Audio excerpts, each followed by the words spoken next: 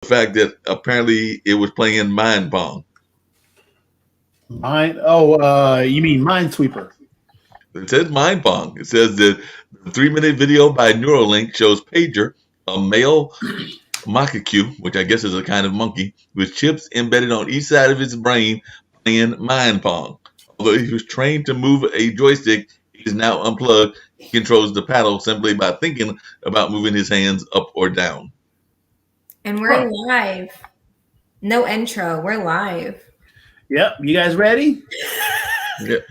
I mean, this is I kind of like the rolling into it. Just hey, and then let's go to the real intro. Yeah. You ready? Here we go.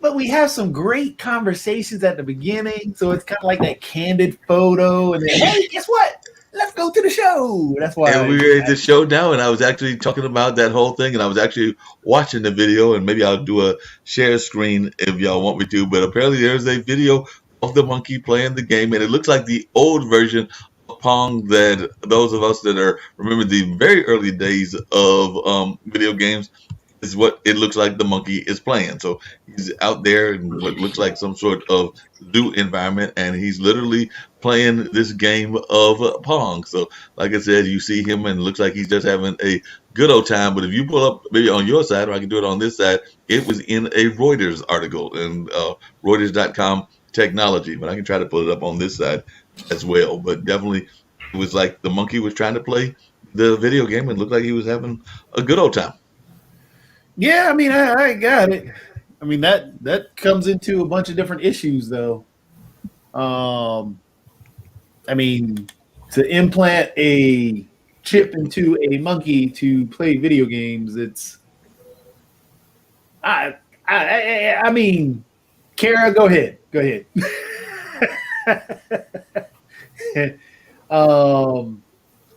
Yeah. Okay, so again, guys, hi. My name is Carol Olker.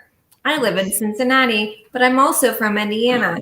And I grew up around things like hunting and animal conservation and understanding how important it is to just respect animals, but also that, sorry, Fight Club going on, that animals, are to be treated with respect and that they have purposes.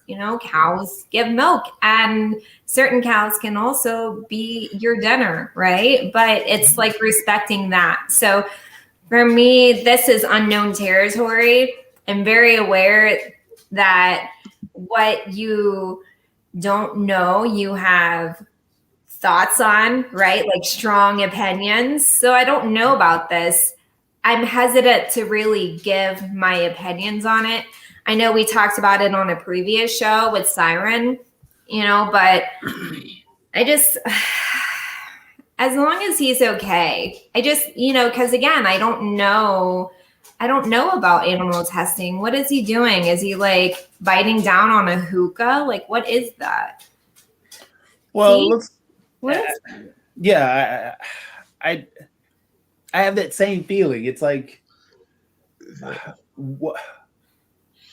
why? I guess Yeah, I is guess what the comes question is, to mind. what's the purpose? Why would we want to train a monkey to play video games? What is the role for that in society and all of that? I know that a lot of times monkeys have been used for all kinds of research, including some of the original space travel, but I don't know what the particular purpose of this is. And like I said, so that would be my question as well, is why do we want to train the monkey to play the video game? Even though, like I said, video games are cool, but why do we need the monkey to play?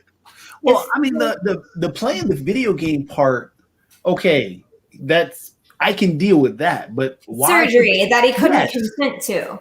Yeah, that's the part that I'm confused about. What is the point of the implant? Why must you play? I mean, you can teach. They've taught, many different. The bonobos is found out to be one of the smartest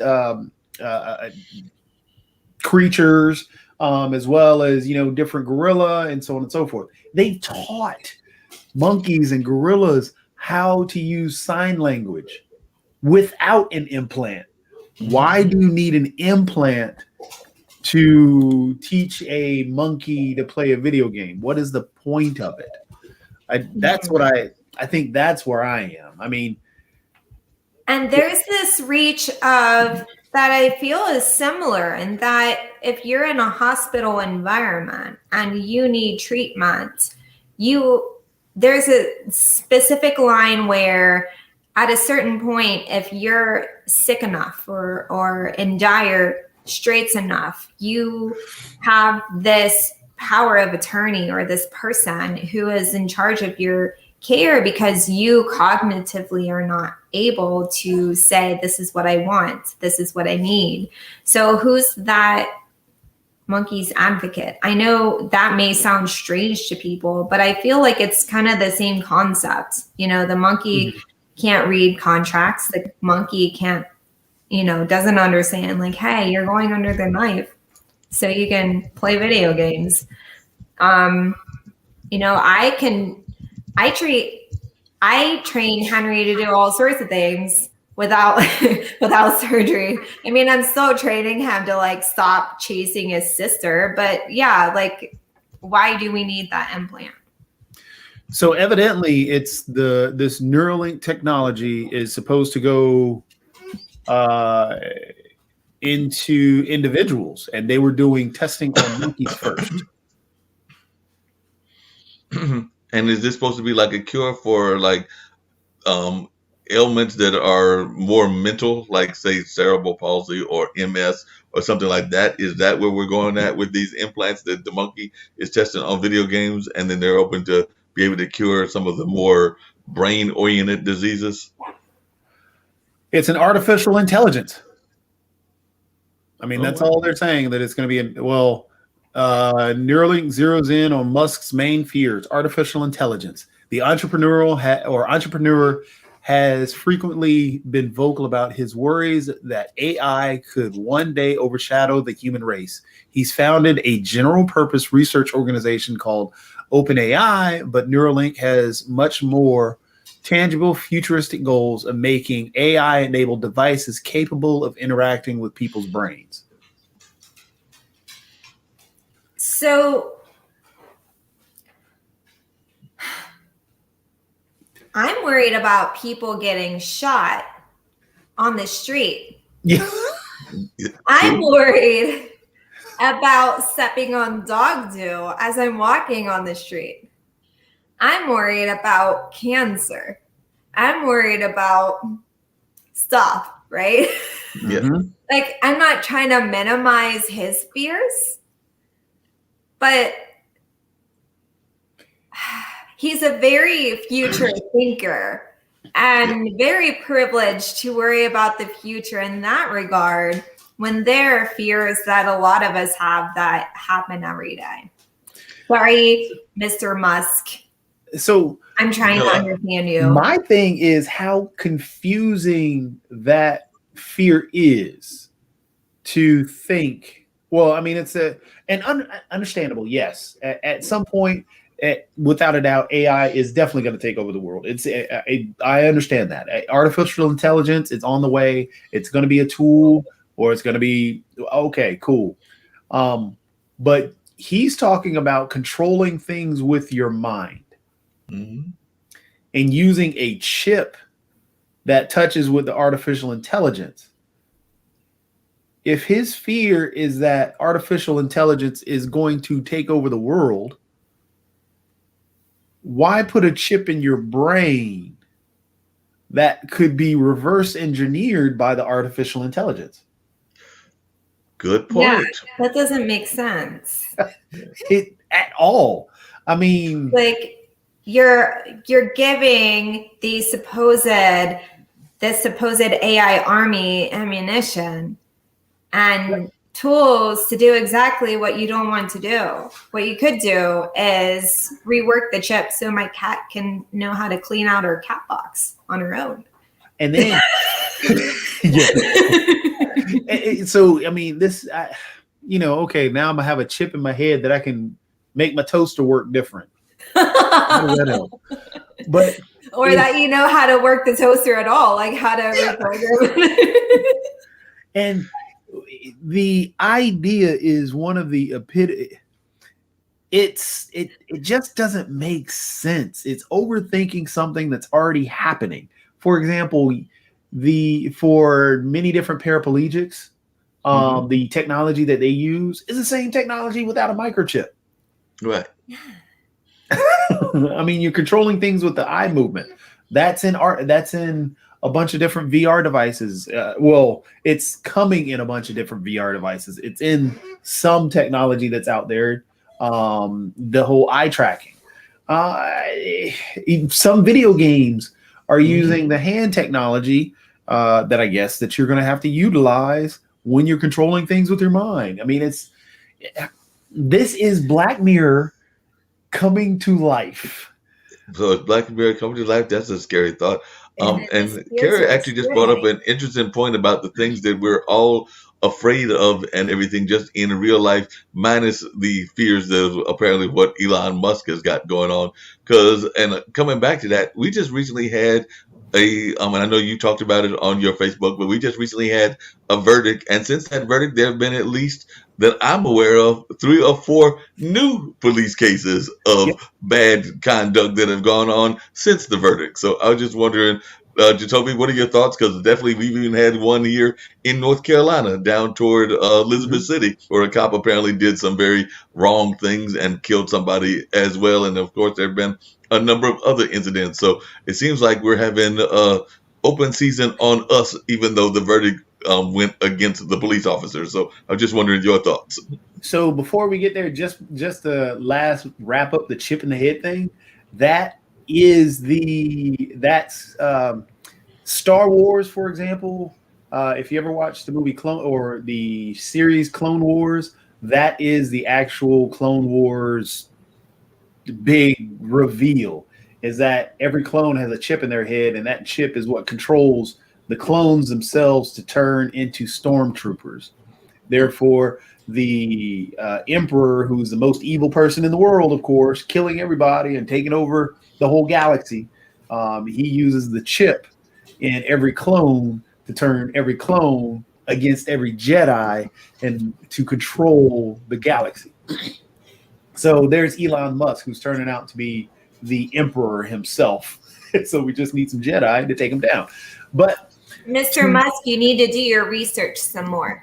Like yes, Google. You have Yeah. so much at your disposal. Just Google. Tap on your little fingers, your little keyboard, and Google. oh, but to touch on the George Floyd thing. So somebody had asked me what were my reactions to. They had DM'd me on Facebook. What were my reactions to the actual the outcome? First and foremost, I was shocked because if you look at the history, this is a very rare thing to happen. A very rare thing to happen.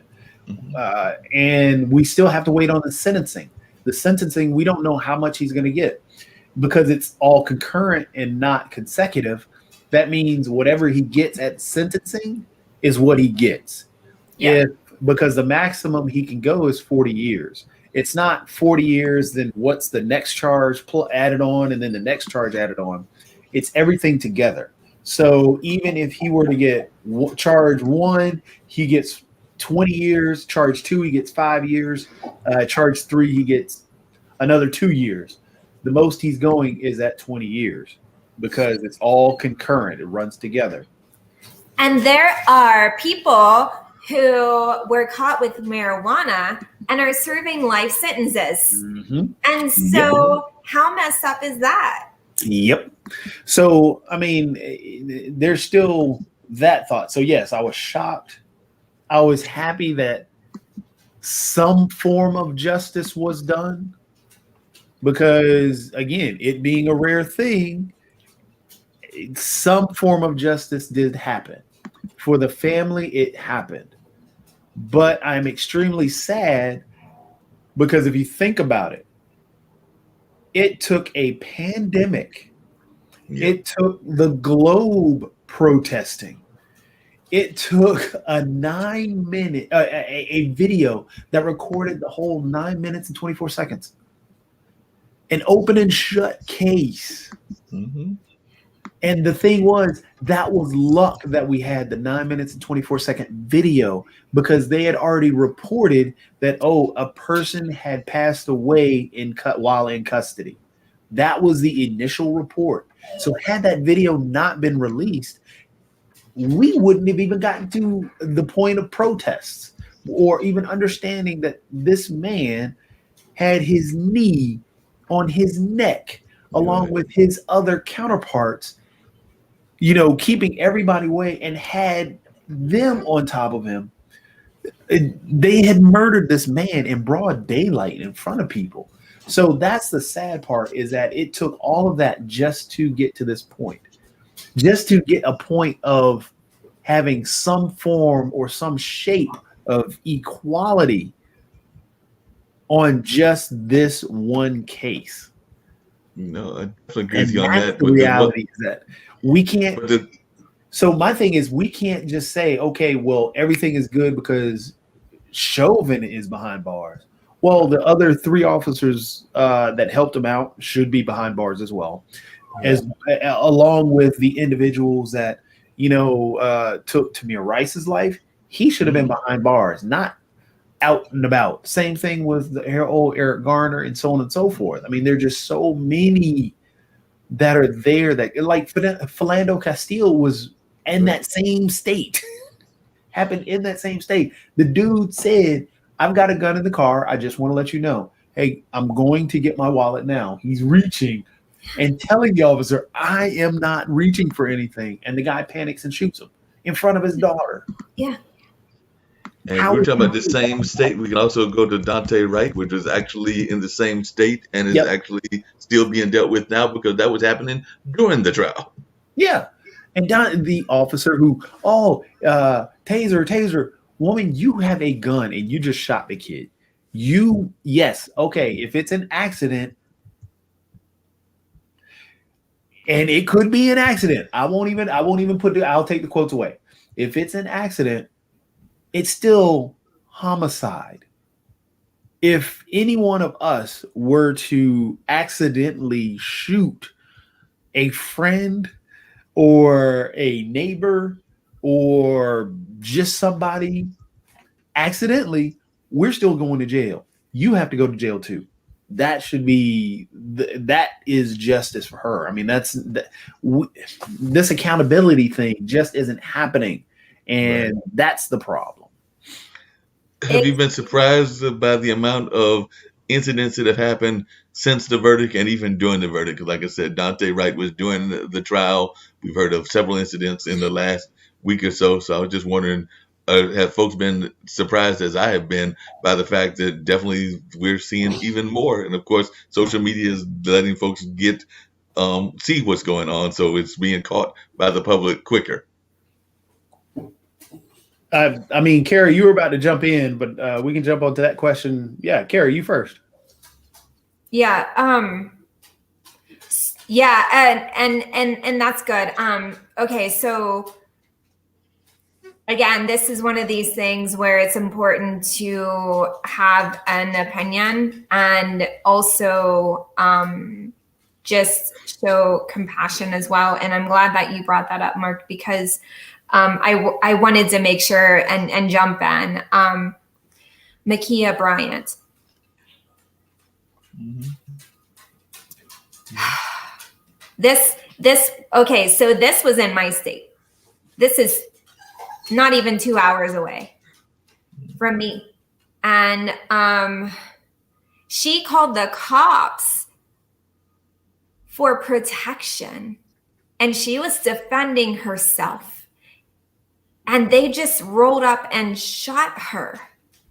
So while, yes, there are always details and there are always specifics, what makes me so upset is when the cops say, oh, well, we'll have to look at this. But when there are instances of, so last week there was a report of 2 men who happened to be Black roll up in a trailer park. There was a drug deal thing going on, and one of the men was a school teacher and died during shooting between these people in the trailer park.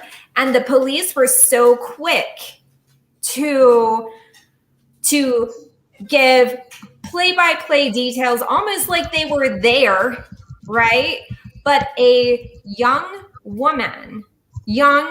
girl, she was 15 on her way to be 16, and she calls the cops for protection. And it doesn't matter if she has a knife there, gun, knife, whatever the details are. Like, I would love to somehow sit down with someone, and I know laws are different state to state, but I want to know what makes it okay to ever use the gun, like use your gun. What makes it okay? Because it feels like wild, wild west. And it's almost like, I don't know if police are, again, I'm not trying to start anything. I'm just really trying to understand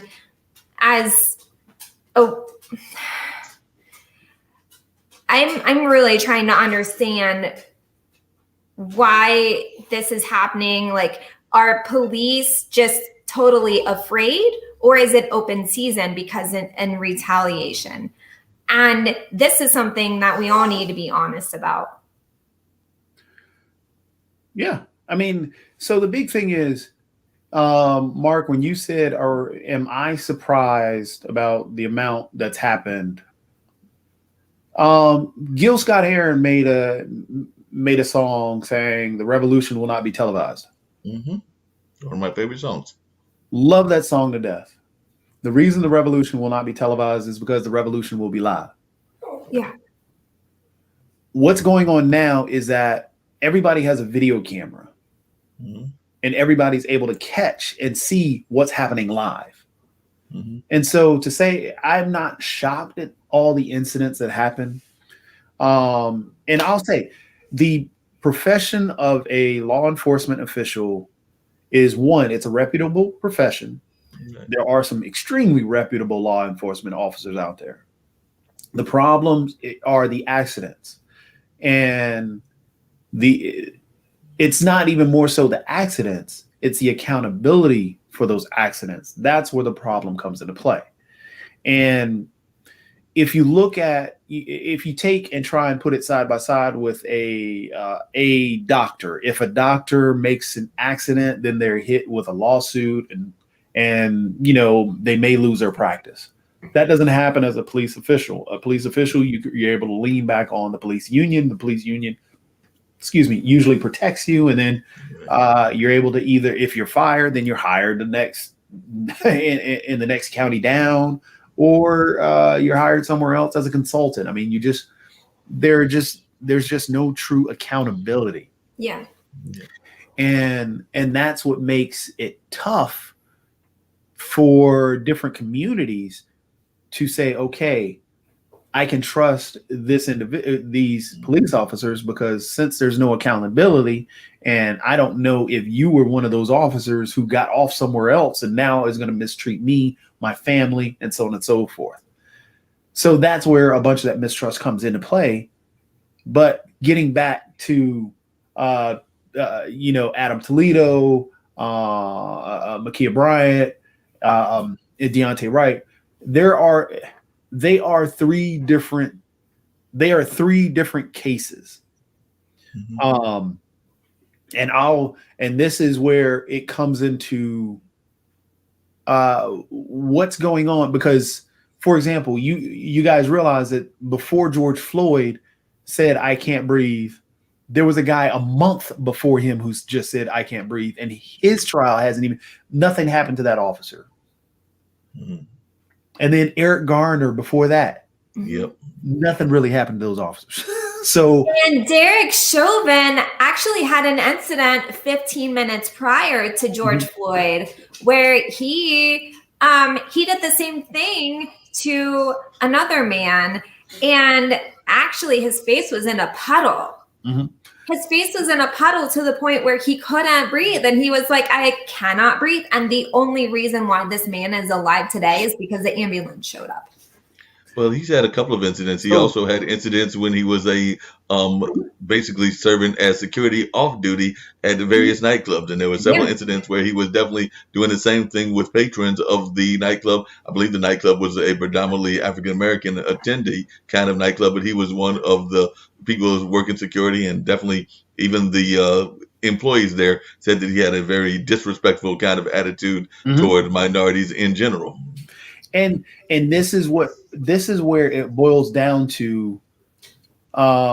It's hard for the community to trust and think that there are cases of justifiable homicides, because everything that Chauvin did, he represents everything bad about the police department. And that is the prevalent view of the police department by the community. Right. And because that being the prevalent view, it's hard for us to see that there are instances where that split second decision turns out not to be the way it is, but it sucks. But that it's hard to believe that is the only way out. But for the most part, that would be the only way out that everybody would choose, and that's how it becomes a justifiable homicide. Yeah, like Adam Toledo. So this is where the where it comes into looking at, okay, Deontay Wright, that officer needs to go to jail. Yeah. In the Adam Toledo case, that one is trying to piggyback off of something that it's not, because that was a separate situation. I mean, it's hard to say that it is a justifiable homicide, but he did have a gun, and the gun when he was turning around is when it came out, and not when it's one of those, okay, I'm turning around with a weapon and sling it behind the fence, and now I'm shot, and not, okay, I dropped the weapon when you can see my right arm and then turn around. That's where it's kind of a tough choice. And we as a community, the more the officers are held accountable, the more we're able to see and understand that. Yeah. And until we get to that point, everything is unjustified, because Adam Toledo, he could have been a great kid, and I believe at 13 he probably made some mistakes in his life, but he was probably a great kid, a loving kid, somebody to hang out with, and so on and so forth. But the situation that he got caught in, I was at a predicament where he should have, but he didn't. And that's what, so it's one of those, until the cops are held accountable, and that's only part of it, because even in the Makia Bryant case, the cop there should have been some better communication between the Mhm. officers and Makia Bryant, but also the officer did have to make a decision: either Makia Bryant is stabbing another girl, or because one of the and this is where, again, if everything were held accountable before, this would have been seen as a justified homicide. Right. Because it wasn't held accountable before, this is not a justified homicide. Because yes, Makia Bryant called the cops. The problem that Makia Bryant ran into is when she went to stab another individual with the officer right there, and the officer didn't have any other option but either use a gun, or because if you use the taser's not really doing anything, or wait and see what happens if she does stab the individual and see if she bleeds out. So it's a tough spot, and this is why, again, I try my hardest to look at it without the anger and agitation that I have towards the officers, the profession, because it needs a complete overhaul. No, But definitely. again, Police. it's just roiling down. Yeah. I mean, Yeah. even the case with, there was someone shot in North Carolina, like you Yep. said, and he was driving away. He Yes. was not a threat. How Nope, many not at all. times have there been car chases with white men behind the wheel, and the police are chasing white men, but they shoot this man, Dylan and Roof got a cheeseburger. Dante Wright, for driving away. You do Oh, not yeah. shoot at people who are not a threat to you, and that's what I don't understand. And that's Well, why Al, should we just have an open conversation with law enforcement? Yes. I don't understand even how a knife can justify bullets. I So- honestly, I would, because yes, knife stabbings. I've never been stabbed by a knife. I'm not saying that it's easy peasy. However, at the same time, it's one of those things where, like you said, if we didn't have this, if this wasn't so systemic, Mhm. then it would have had a different outcome. Yes.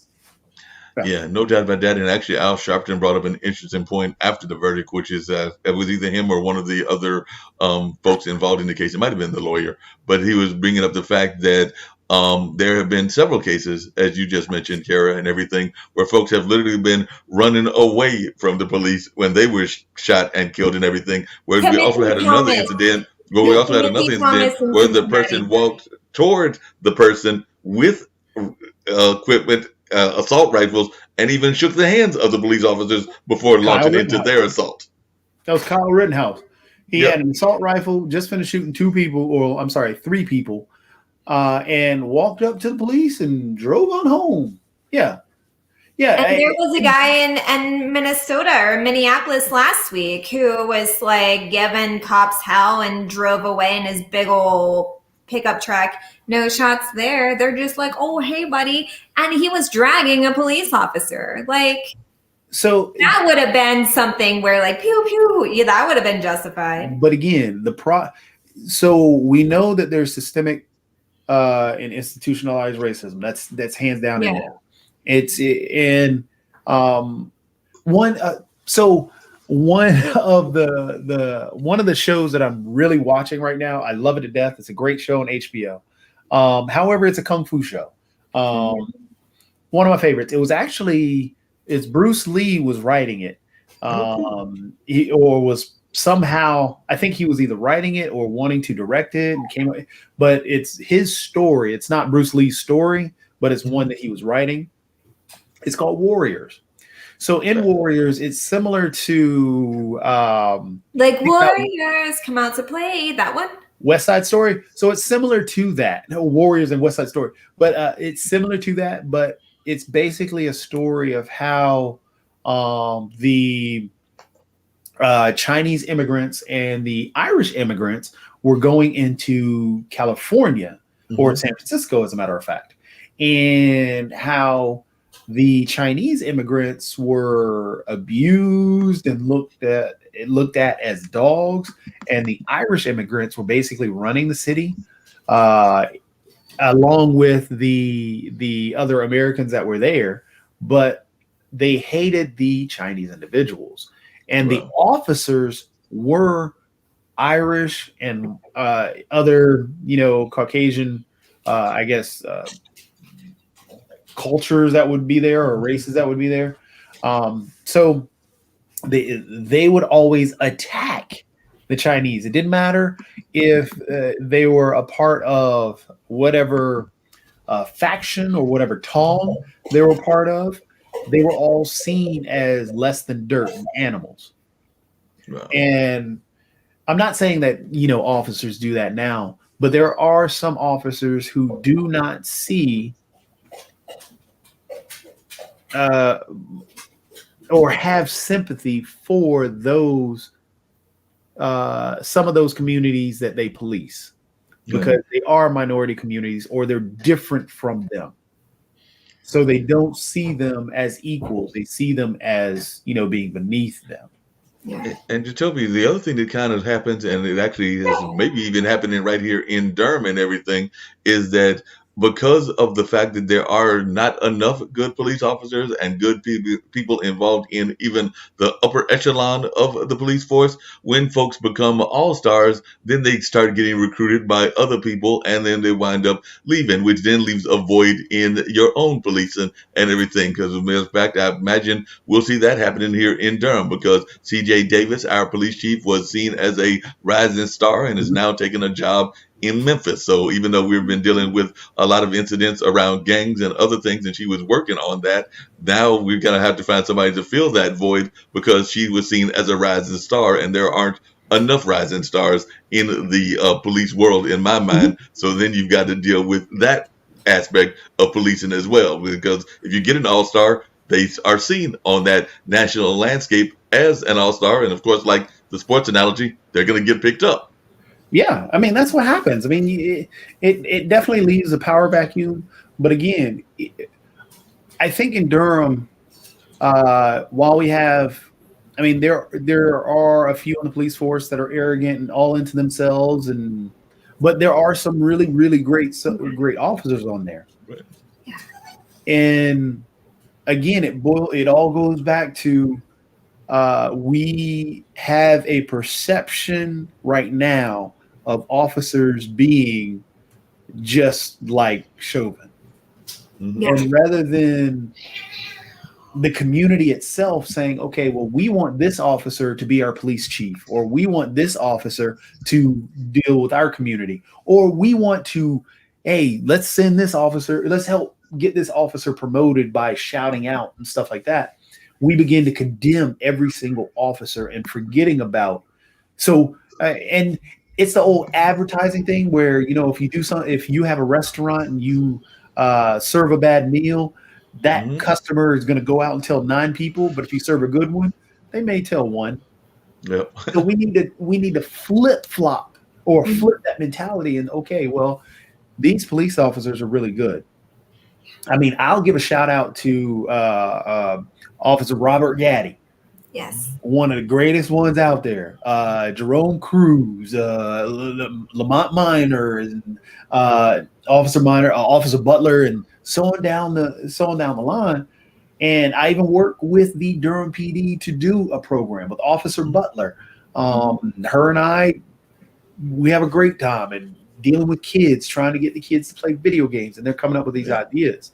Another thing that we forget about as a community is that there are things that other communities take advantage of with the officers that Right. we ignore because we have a perception that Right. every officer is bad. The whole there's nothing within the system for us.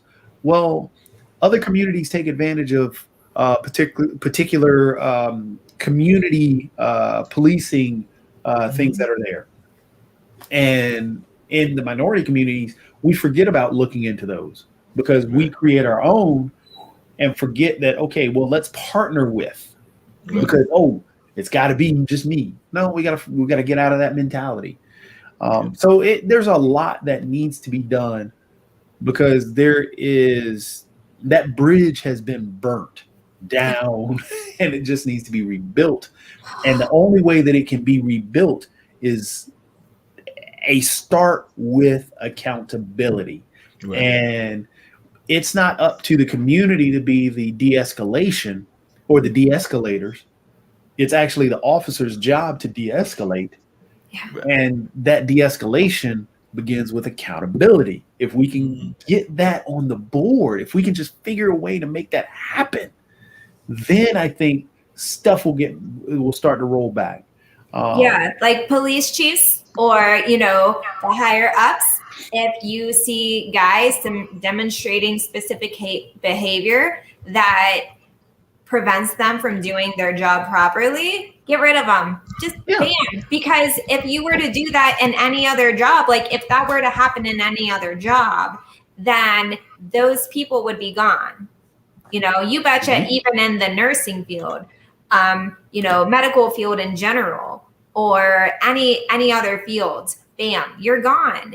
And it's not just to pick on the people who are bad, it's to really fill in and lift up the people who are doing a good job so that people don't walk on the street and look at a cop and are afraid of, are you good or bad? Or can I trust you, or am I safe with you, or am I not safe? Mhm. And I don't mean Oh, to cut in. It's just no. No, no, no. I You're family. You got to yeah, cut in.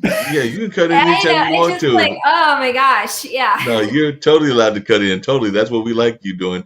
Kara. I do want to give a shout out just to a sad incident that happened, and I'm sure that in this case, and I know we're an international platform and everything, but this is a Durham incident. I do want to give a shout out and send our condolences to Anthony Marsh, who was involved in the Durham police force and whose son was killed in a drive-by that happened on Monday and everything. So he was actually a retired police chief, and definitely that's been one of the things that's been going on here, because even the police force was saying he was definitely part of their extended family just because he was actually raised there and everything. So he was the victim of a drive-by shooting, it looks like, on this past Monday. So I definitely wanted to acknowledge that as well as we're talking about some of these sad things that have been going on. And I'm sure that even you, Toby, probably have done work with Anthony and everything. Mhm.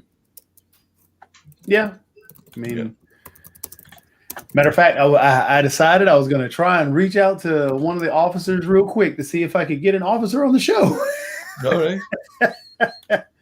No, that um, would be great, and definitely hopefully we can get one of them on and everything. And by the way, as Yeah, we definitely, I would definitely. love to hear from the officers, and if you can reach out to them, and any of them want to come on, I'm sure that we would love to have that happen. But just on a lighter note, just to take it off, I was trying to remember the name of what story mode Bay was playing when she was playing her video game, and the character is actually Moon Baboon, but the name of the video game, because she's all about story video games, is It Takes Two. So I'm not that familiar with it, but I did watch them play it, and it looked like a fun game. So it's one of those story-based games that has a lot of story. So I'm not sure if you're familiar with it, Jatovi, but as I was watching them on Twitch, it looks like a very interesting game, but it had all kinds of stories involved in it. So it's very much of that story-based versus a shooter type game.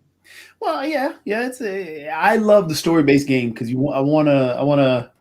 I love stories. I love hearing about stories, and I get wrapped into stories. That's why games like Detroit, I'm hooked on, and role playing games like from Skyrim to Fallout to Disgaea to Final Fantasy. Love them because it's very entertaining um, to get wrapped up in a story. Same thing with TV shows and everything else. Like right now, I'm sad because tomorrow is the last episode of Falcon and the Winter Soldier. Oh, that Oh is such wow, a great show. Such a great show, Mark. It's on Disney Plus. I don't know if you've seen it or taken time to watch it.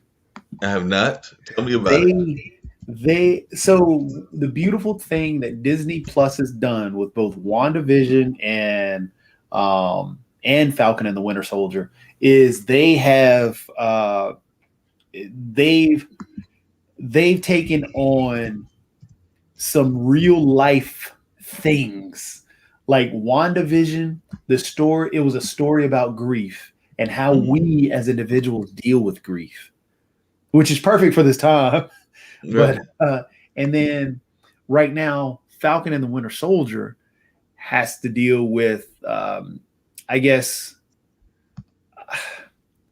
with not only what's going on today, with policing and Mhm. basically the dark side of the world that we live in is what they've been attacking. So it's been great. Wow, it sounds like that's been real fun and everything. So definitely, I have to check that out. And you said it is out on. Did you say Netflix is where that particular one is? Yep. No, no, no, no, no. Disney Plus. Disney Plus. Disney Plus. Disney Well, Plus. Wow, definitely have to check that one uh, out. I I may have We may have an officer. possibly. Okay, Oh, good. cool. We're gonna wait and It's see the. about bridging, you know, understandings and just humanness. Oh yeah. I love it. Oh, Gaddy's teaching at the police academy today. Man, dog. He's teaching at the police academy. Tell him to rearrange his priorities. Please, sir. Doesn't he Please, know? officer. Yeah, he Doesn't should he jump know that on and gamers? say, hey, Doesn't he know Gamers Den is more important than the police academy? man.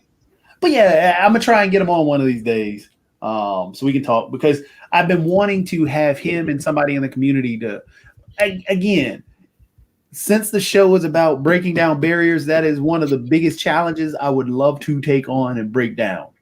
Um, Yeah, definitely. Because Earlier if we were you talking. don't take time to understand all of it and learn, Right. and you have your own thoughts and opinions, you know, it's just it's just important to look at all of it and realize that this thing is real. It exists.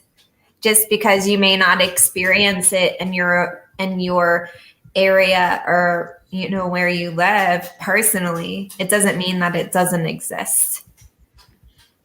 Yes, that's very true and everything. And couldn't agree with you more. I was going to just circle back around, even though we may come back to this, if Jacoby can find us a police officer, or if I can find one as well. But I did want to come back to circle back around to just briefly and having a lighter moment because I want to hear about this rabbit animal that Kara found and everything and find out more about I that. didn't find a rabbit animal anywhere.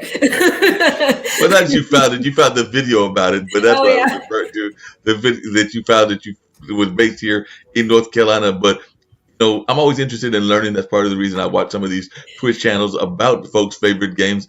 Apparently, Elon Musk has said that his favorite video game is something called Solo Halo. And I don't know anything enough about video games. So he's also named as some of his other favorite games Mass Effect 2, Ghost X, Half Life 2, Bioshock, Fallout 3, The New Vegas, and Saints Row 4. So, Jacoby, as the man that's an expert in video games, any of these games have anything in common based on the titles that I just gave? Because apparently those are some of the games that he is a big fan of, with apparently this Solo Halo being like the top one that he gave top name to, but he also named some of these other games as well. And not he knowing like enough of theirs. he likes first person shooters. That's basically all it is. Okay. Um, New although, Vegas. When I think of well, New Vegas, I well, don't think of that. so Fallout is the only one that's an RPG ish, first person, third person shooter. But the other ones, BioShock. Oh, I can show you guys what BioShock is. Okay. I'll pull that one up because I was going to show you guys a new game. It's a beta, and I got to give a shout out to these guys because this game is just ridiculously silly. But yeah, ridiculously silly. Ooh, matter of fact, let me make sure BioShock is going to be installed. So we'll put BioShock Infinite because that one pertains to a lot of the stuff that we're talking about. Okay. Let that install. But the story behind BioShock is that there's this underwater laboratory that is doing some experiments, and you're supposed to go down and it's a first-person shooter. It's really well done. It's creepy as crap when you first play it, but it's underwater. And you're trying to I forget what you're trying to create, but you are trying to save these little girls. They're called Little Sisters, and to get out of this area, you need, or to survive, there are these different adaptable pieces that or drugs that you put in your arm to give you. One could make your arm shoot out bees. The other one, it just does a bunch of different things. Crazy fun game. But it made they did a game called BioShock. They did BioShock 2, which was down again to the deep, because before you had to escape. Now you went back to take care of the big daddies that are down there. The big daddies are basically these guys that wore the giant metal suits, where they had also a giant drill on their hand, and you'd have to kill them. So are these big daddies, did they steal the little sisters? Yes. Okay, so this is like pedophilia? I'm really... Not really. So, well, see, I wasn't even gonna go there. I was actually gonna just stick to Toby with this new nickname, because I thought that was his new nickname and hashtag was that he was gonna be Big Daddy. So I thought that was his new hashtag. Big Papa. Yeah, Big Papa. So it's not really any. It has no real pedophilia stuff in there. Okay, thank goodness. Yeah. No. It's a really, really good game. The storyline isn't like, the bomb or the greatest in the world until they get to BioShock Infinite. BioShock Infinite was, so before you were down under the sea on 1 and 2, and you were trying to save, quote unquote, the little sisters, because they also, you would put them in a room to get them out, but they would also help you get these abilities. But the actual part 3, or the last one they did, which was BioShock Infinite, that one puts you above the world, and it was a futuristic view of the 1800s. Okay. Roughly about the 1800s. So there was a lot of racism that was happening in the show or in the game, so the game wasn't racist, but it was showing how racism was, or dealing with that time. So it was kind of a cultural thing, and it was a neat way they put it. It's hard to describe. Okay. Well, no, we want to check it out. They lost me with the language around like the little sisters and the big daddies, because that perpetuates things. And sometimes people think that it's okay to perpetuate those like undertones. Oh yeah. So I'll show you because a lot of kids play games, they're impressionable. Oh yeah. So this is the trailer for the first one. Like I said, it's a little tough to describe. Let me make sure. Hopefully the volume's coming through. We're about to find out and everything. A man has a choice. I chose the impossible. I built a city where the artist would not fear the censor, where the great will not be constrained by the small, where the scientist would not be bound by petty morality. I chose to build rapture. But Oh, I'm loving the voice. was betrayed by the weak. So I ask you, my friend, if your life were the prize, would you kill the innocent? Would you sacrifice your humanity? We all make choices, but in the end, our choices make us.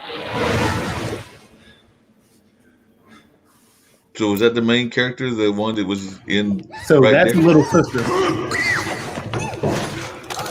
Whoa.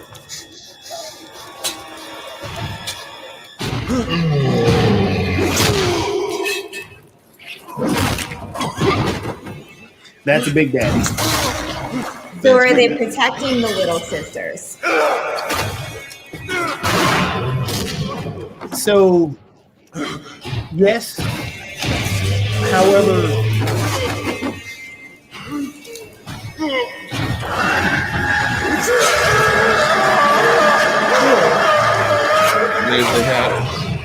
There's a however here, and that was also very graphic.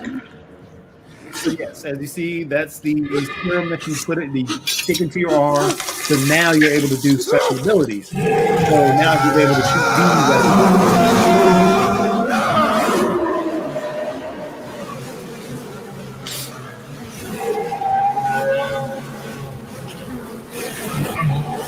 Falling over. Whoa. Okay.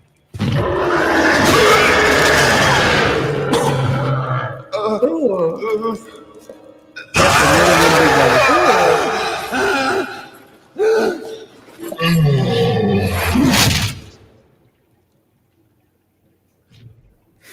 Green went black.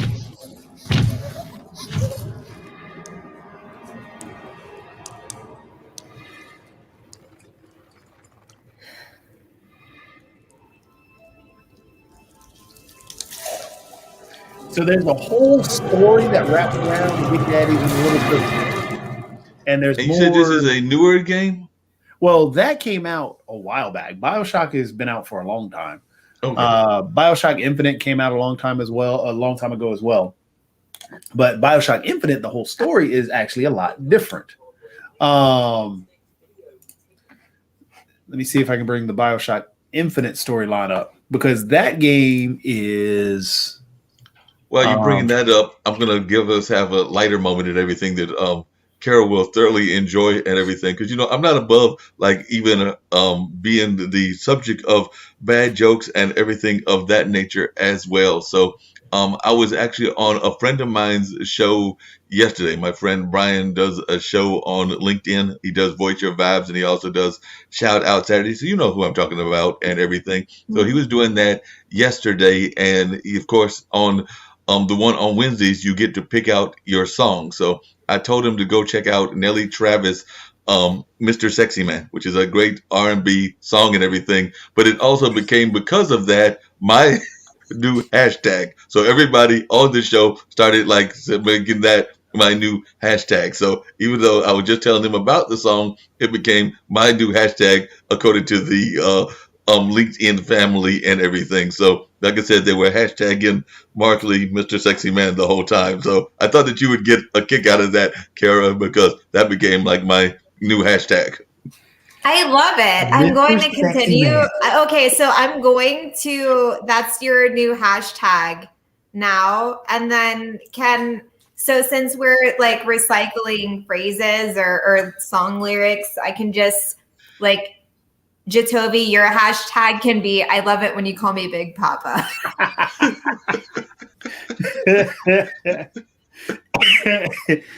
All right. That is cute. Yeah, no, yeah, that game is very interesting because, and thank you for that break. But I guess my face is extremely intense today. But regarding that game, because the period piece is spot on. Like the voice is So- very in line with the period of like the architecture and all of that. That is very on point. I guess for me, it's just I am sensitive towards perpetuating the female stereotype and how, especially because like there are movies even in like the 90s that unintentionally just kind of support that it's okay to kidnap girls, and as long as you're protecting them, but that's called kidnapping, and in some instances trafficking. And we don't traffic humans. That's a no-go. So it's like I get the period piece and I really appreciate that. And then the undertones, it's like, you know, I get it as a video game, but if you're playing that video game, you pick it up. And so it's like, how do we do better? So there's more to that game than just that piece there. Because the little sisters actually play a huge role, and it's not really that there's after it installs, I'll show you, but there's a lot more to what the little sisters do. There's also someone that there's actually a woman that you're actually having to take them to. So I understand the sensitivity, but it's a little different than what is perceived just based off of that. Okay, because my thing is, why can't those creatures be or like big mamas or something? They have them. Oh, okay. So there are big mamas. Yes. Like Big Mama's house, like Martin Lawrence comes popping out. But yeah, there's I forget what they're called. I think they are called Big Mamas. But yeah, you have Big Daddies, the little sisters, because the little sisters are the main part of the story. They're a very key part of the progression, and your ability to learn and figure out what's actually happening. Because with the whole tone being film noir, that's the way they ran with it the whole way. And this is BioShock Infinite. This is the trailer for that one, which takes a different tone. And like I said, think about bring us the girl and wipe away the debt. That was the deal. The details elude me now. But the details wouldn't change a goddamn thing.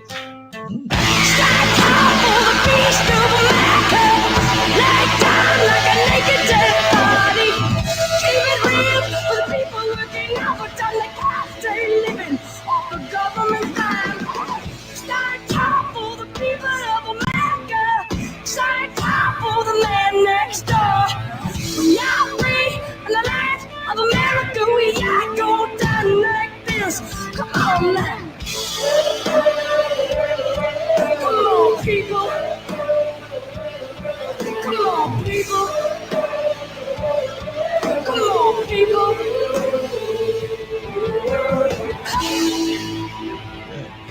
So if you notice, that was totally different. Different tone. Yes. Hey, Jacoby, I didn't notice it in this particular one and everything, the BioShock, but like I said, I was watching, checking out the Twitch channel and everything. I checked out a few of them, but on a couple of them, I noticed that particularly in the story mode type of video games, it seems like there was a lot of what I call games within games. Is that a new trend, or is that something that is common within video games, particularly in the story mode? Because there was like at least 3 or 4 contests that they were doing within that story mode, and I didn't see it in BioShock, but it does seem like that's part of the story narrative. But I was just wondering if that's a misread on my part. So you mean you mean side quest? Right, So like there's like a side game quest- within the game. Yeah, so side quests are a part of games. That's a huge part of games. You can have your linear games; those are there. But even take for instance Mario. Mario had side quests. You could go and find different areas of Super Mario Brothers. So it's not fun making a straight linear game or playing a straight linear game where you're going from point A to point B Right. with nothing in between. Especially, I mean, yes, Tetris is a linear game, but That's fun for me. but that's not really an adventure game. If you're thinking about any RPGs and adventure games, to fill in that void and to allow people to do stuff, I mean, yeah, you've got to have side quests to actually make it more exciting because that'll fill into the story. You can add in more time because as a game developer, you want people to play your game as long as possible and as many times as possible. So if you have side quests, that helps because people want to. There are tons of people that want to 100% complete your game, and if you add in a ton of side quests, they will sit there and play it over and over until they 100% complete it. I mean, that's what you do with Mario. Now you have people trying to do the speed runs, which is from point A to point B, because they've 100% completed the game. You've got people that haven't, like there's Mario, what's that?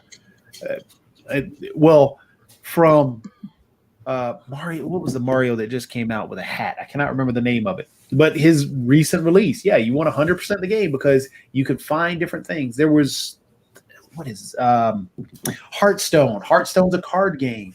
People have just come across the Unicorn deck. The Unicorn is a particular deck that's been there for 7 some odd years, but nobody's ever found it until now because Right. people want to play it till the end. You get trapped into a fun game and you want to play it. You can't play it anymore. And the only way to do that is to 100% complete that game. So yeah, side quests are a big part of video games. Super Mario Odyssey. Yes, that was the name. I couldn't think of Here we Odyssey. go.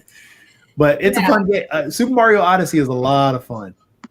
So I do want to go back to that other game where, again, like I always find it interesting. That was a cool little, I guess, trailer thing. And but again, just the whole like, oh, we have to find the girl. Why can't there be a woman's voice and be like, we have to find the boy or we have to find that man, you know? Mm-hmm. And there is a version of that. It's just kind of, you know, it really does kind of go back to just everything, how, you know, suddenly the pandemic happens and it's good in that people are thinking, if you weren't already thinking about the world no longer, like the possibility of a world where like stereotypes don't have to be assigned all the time, like whether it's, you know, race or sexism or whatever, insert your ism, right? And so it's just kind of interesting. However, that second trailer was kind of cool. I would play that. So there are. I wouldn't know what I'm doing. There are games that do have a ton of. Well, there are a lot more games that have female protagonists nowadays. That's good. Which is great. But of course, yeah, you still have, you know, a lot of games that still have that male protagonist. Yeah. I don't know, just kind of taking notice. Oh, yeah. That's it. Oh, this one, before I show you the BioShock Infinite, it is, oh, there it is. This game, I will admit, and I think we may have talked about it before, but this game came out during the prior president Trump's years, and people were offended at this game. And I'm not going to tell you. It's called Wolfenstein: New Colossus. I'm not going to tell you why they were offended. I want to see if you guys can figure out why they were offended. Okay. It thought it'd be interesting. Oh, so we're gonna see it? Oh, I'm really excited, actually. It's like research. So yeah, people were they were literally offended at this. And I played the game. I will admit, this is the only game I was. I mean, you can get wrapped into the story because the story was really well done, but then other first-person shooters, you don't feel. I mean, like World BioShock, War II game. Okay. yeah. So BioShock, you're like, oh, this is fun. I'm playing. I'm enjoying it. In this game, you're like, okay, I need to take these people out. I feel comfortable in taking these people out. That's the way, because the way the story was written and how involved it is. So yeah, but I wonder if you can tell me why they got offended about Wolfenstein 2, the new Colossus. Did they take over the White House? Welcome back to America's #1 game show. My brothers and sisters of the United States of America, tonight, we, the free people of the resistance, ask you to become one of us. Did you forget? They beat us. They murdered us. They executed us.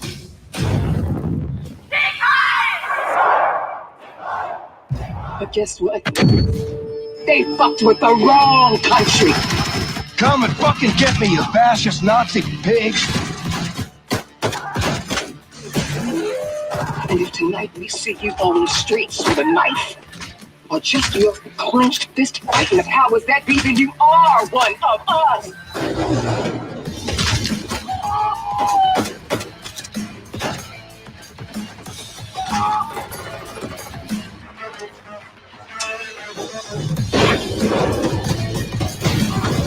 Tonight, they burn.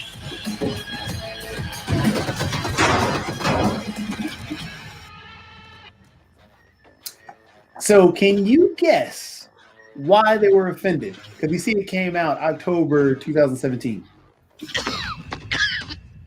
Heil Hitler! It's yeah, no, what's in, and I'm Googling too, and I'm not finding it, but it's not Castle in the Sky, is it? But that Amazon series where they're like, imagine if the opposite won the war. Mm-hmm. Germany and Japan. So that's very interesting with that game. I can definitely see why people would be like, yeah, let's take everyone out. No, but so it was only those who voted for Trump who got upset at that. Because only those who voted for Trump were the only ones that were upset about the whole nature of the game. Okay. Yep. Oh, Nivix pointed out it was Man in the High Castle. Yes. Okay. Thank you, Nivex. I was wondering where you've been. We've missed you. But they were upset because they felt that the Nazis were them. Mm-hmm.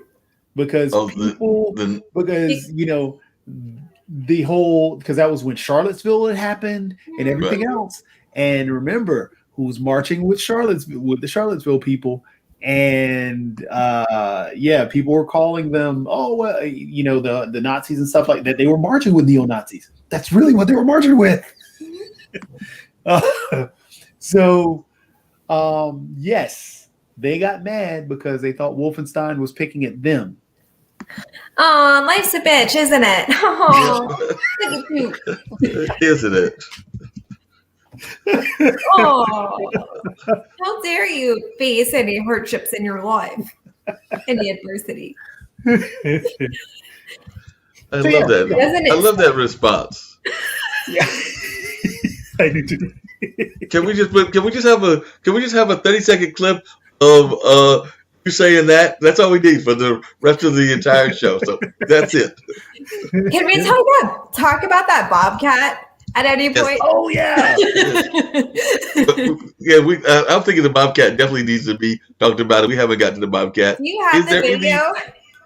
The video on the Bobcat? Yeah, let me see. That I sent you? Yeah. Only because I feel okay. So when I sent that to you, because when I first watched it, I literally thought it was like a trailer to a video game or a trailer to a horror film. Yep. And it was real life. All right, here's the video. Attack caught on camera is going viral.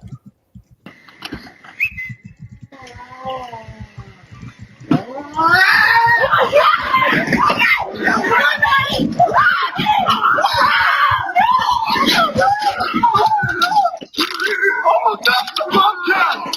Oh my God!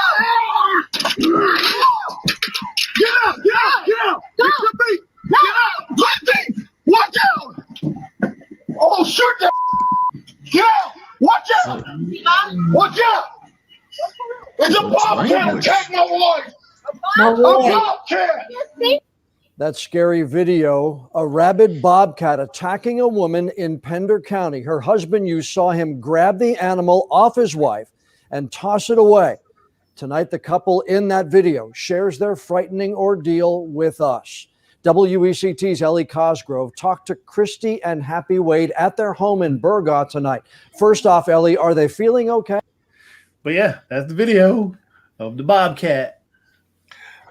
Yes. Okay, so this is the first time I saw it. He actually had a gun on him. Yep. Chase after Like, him. But did he actually eliminate the bobcat? Because what I just saw was he body slammed the bobcat. Did he actually kill the bobcat? yeah. Later, he did. Yeah. Not at that moment. Because he was like, I'm convinced this has rabies. And it actually did. Gotcha. So I guess the wife was treated. Yes. So what I thought was interesting is, one, I was like, wow, North Carolina and Indiana have a lot of similarities. But it was cute because his name is Happy. And don't piss off Happy. If you go for his wife, he will shoot you. Yeah. Happy wasn't happy that day. But the beginning of the video, he's like, good morning. So like you didn't see that part, but he's like, good morning. And there's someone walking or running like la la la. And then roar. So while it's not funny, like Happy's a badass. Yeah. So happy. Yeah, but you told me since we now know that the wife is in good shape apparently and has been treated for the rabies, we can now make light of the family and everything. So I guess my question to you is, if his name is Happy, is his wife's name Joy? Happy, joy. Yeah.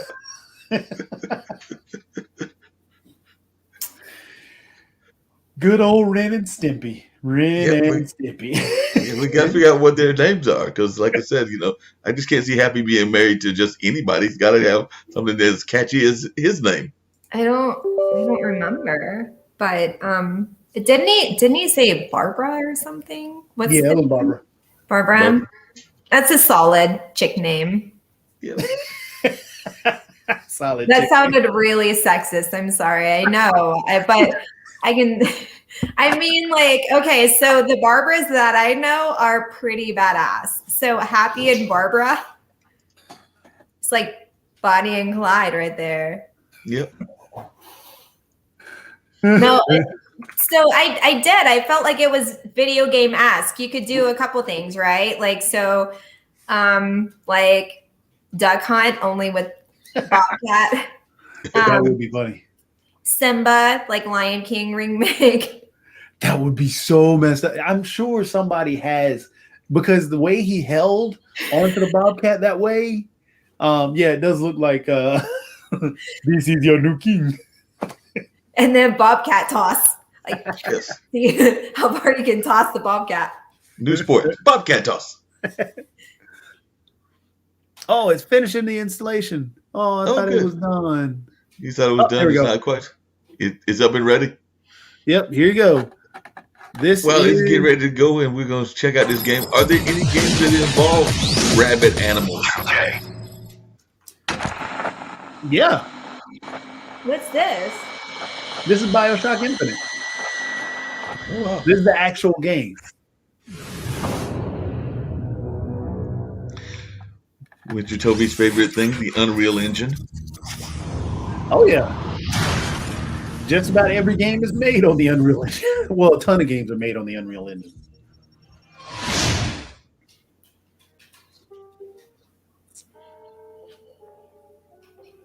If you notice the American flag right there, Mm-hmm. I hate doing these, the slider bars.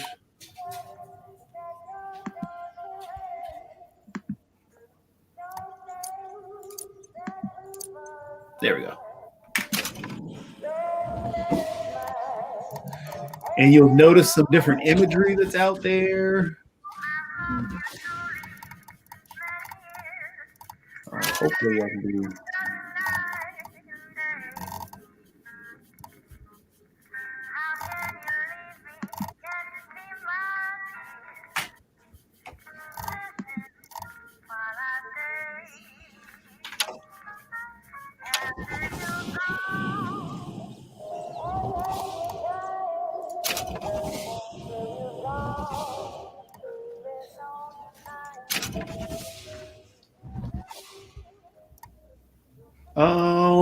Yeah, let's do that.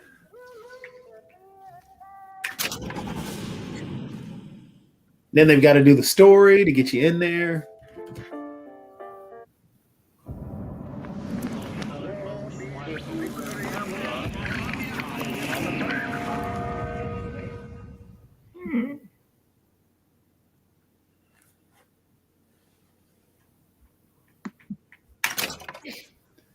Okay.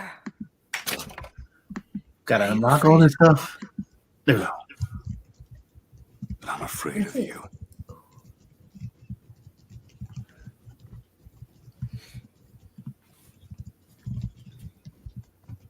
The mind of the subject will desperately struggle to create memories that non-exist.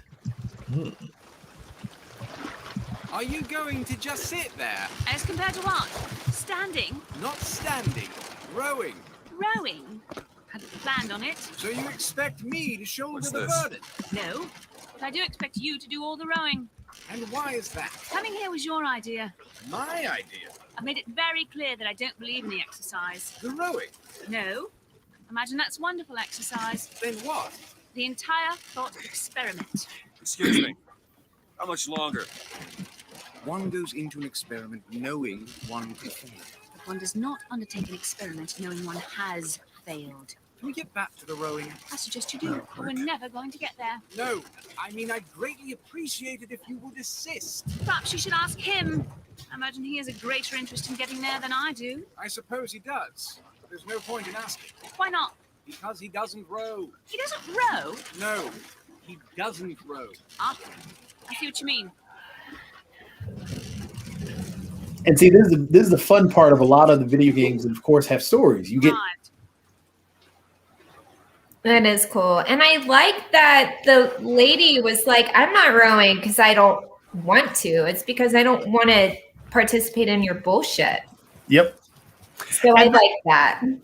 So that you'll find that in a lot of the a lot of the newer games. At least that's something we can agree on. Hey, There somebody you have a meeting me lot here? more stronger or a lot stronger women, and it's not about, hey, let me always save the woman. A lot of times, especially in this game, the woman is actually saving you.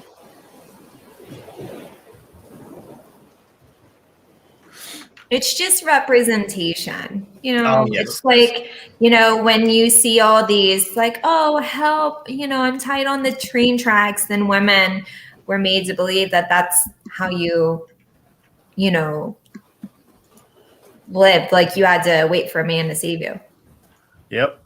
So it's good to see this. It's not so when I'm nitpicky about every little thing, it's just important to see this. So that's awesome that this exists in video games more and more. Yeah. Well, see, the nitpicking is perfect. That's what we're supposed to do, because again, if we're going to break down barriers, and hence the reason why I truly enjoy you guys being on the show as much as, I mean, more than you guys know. You guys ask questions. I play a lot of games, so there are a lot of things that I see differently than, you know, you guys do. So bringing up the point about representation and you seeing that happen, it's a barrier that gets knocked down. It's something that somebody who is your avid gamer will ask the same question. Like there's probably a parent out there saying, I don't want my daughter playing this because there's not a strong female character for her to look up to. Well, you just saw a strong female character there. And then there are others within this game and other games that are out there. But it's cool to point out that representation because somebody out there may not see that representation. And you have generations of people and pockets of the US and world thinking that this is how things are. Expecting me? You know, when really it should beg the whole, well, why, you know, let's look at the fact that there are strong women, you know, and there are strong people in general, not just the white man. Yep. Exactly. But Jacoby, I do think that they built that character after Kara. They were modeling it after. Actually, that would be something I would say. So yes. Exactly. Also, Rowan, because you're stupid.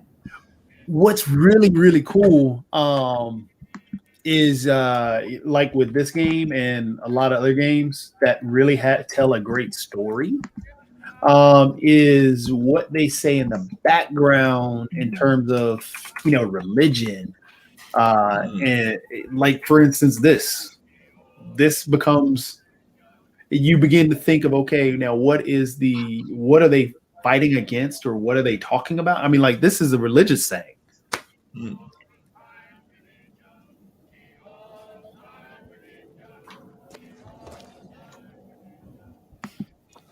I'm waiting for lumberjacks to roll through.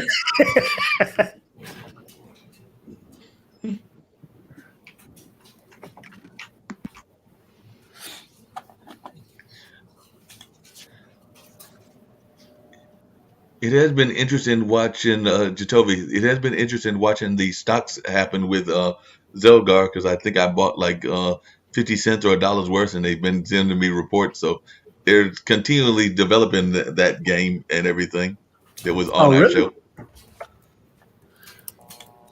Yeah, there's supposed to be so much. Nivex, I'm sorry. Nivex just said something about Samus Aran. Yep, Samus Aran was a woman in Metroid. Metroid Prime was Metroid is one of the staples of the Nintendo franchise, or the Nintendo world. Metroid is an important figure in that world, and Metroid was a woman. Never got revealed for a while. Well, it didn't get revealed till later, but yes, she was a woman. Sorry, and it was one of the top selling games.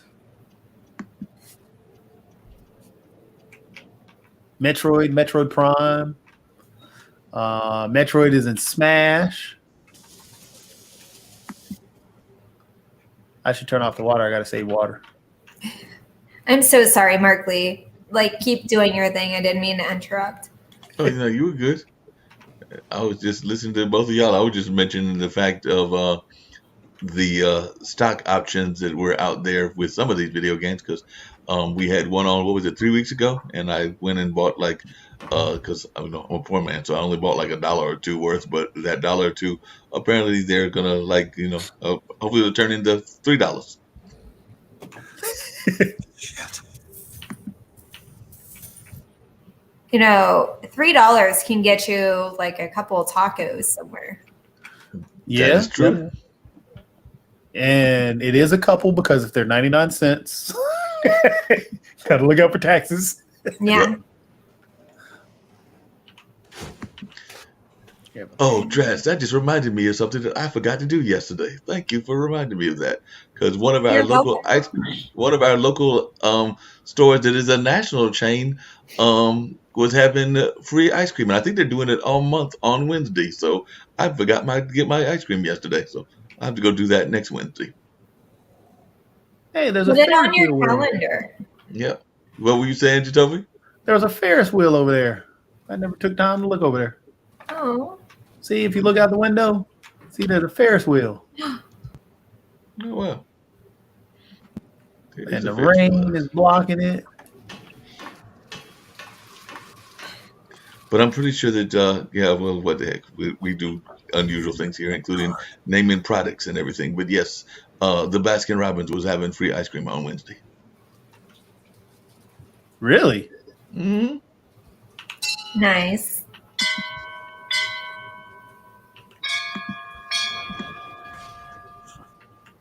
Open up.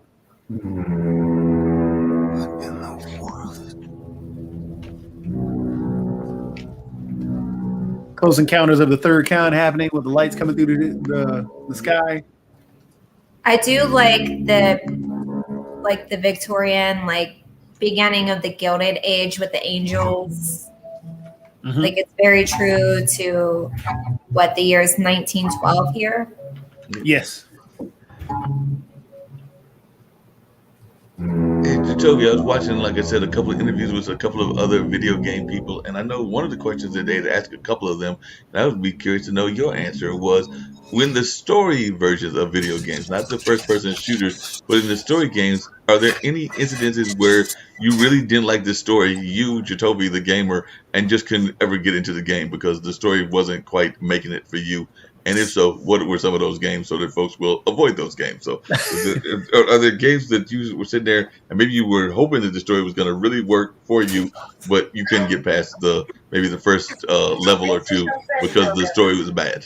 I mean, there are a ton of games out there, and first-person shooters have storylines. Like this one is a first-person shooter, and as you see, it has a very in-depth storyline. Yeah. No, God damn it! Just lost my gun. Getting ready to go fly in space now. It's like a barber's chair. That will Or terrify flying me. it, yeah. I will never want to go get my hair cut again.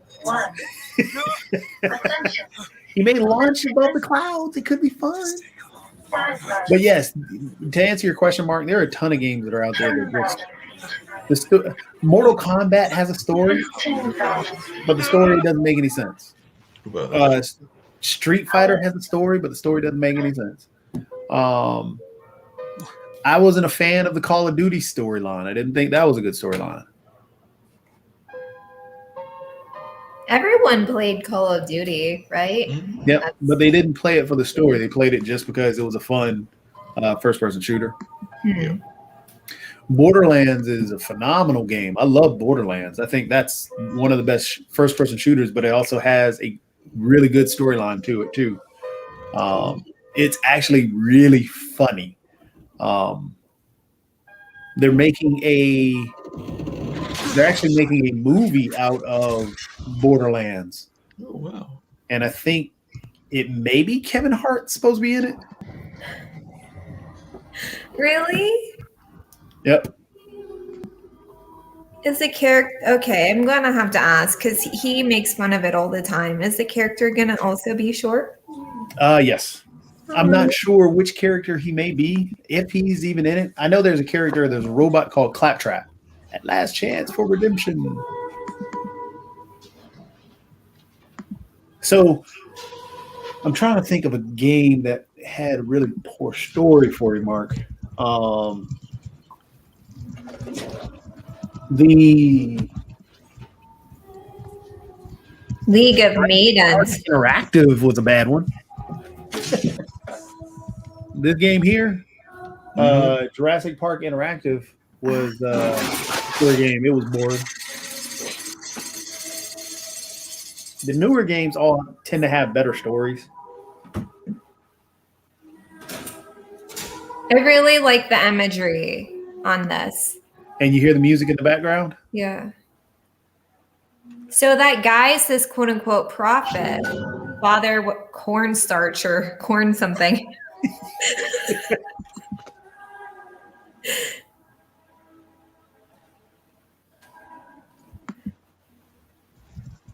A stained glass window. Does League of Maidens have a storyline? It's not yes and no. I mean, I didn't really do that much investigating on it.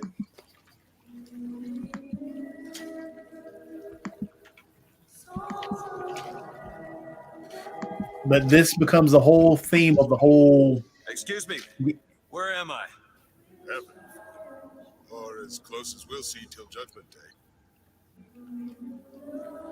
And in my womb shall grow the seed of the prophet. It's a cult. Yep. At the cult. The Lamb, the future of our city.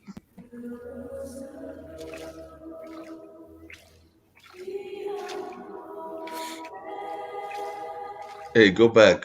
How come Jimmy Swaggart was there? Oh Well, my gosh.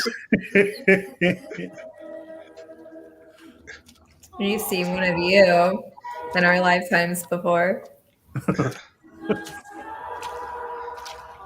And I think I saw that other person, Joel Osteen. So, like I said, I think that they're all over there. Every Yeah. year, on this day of days, we recommit ourselves to our city and to our prophet, Father Comstock. We recommit through sacrifice. But that's what this game becomes. I mean, it's Ourselves. and everything. There's imagery, and they really stick to a theme. It's what you want to do is create that suspension of disbelief, and you're in this world, and that's where you are now. Beneath us, it would have been enough. If the prophet had just railed against the Sodom beneath us, but not accepted the 3 golden gifts of the founders, it would This have been path enough. of forgiveness is the only way to the city. Accepted the 3 golden gifts of the founders and not prayed for our deliverance, it would have been enough. If the prophet had only prayed for our deliverance and not led us to this new Eden, it would have been enough. If the prophet had just led us. Is it someone new? Someone from the Sodom below, newly come to Columbia to be washed clean before our prophet, our founders, and our Lord? I just need passage into the city. Passage to the city. Brother, the only way to Columbia is through rebirth in the sweet waters of baptism. Will you be cleansed, brother? Let's end this and turn around and get back on that rocket. Hey, I baptize you in the name of our prophet, in the name of our founders, and the name of our Lord.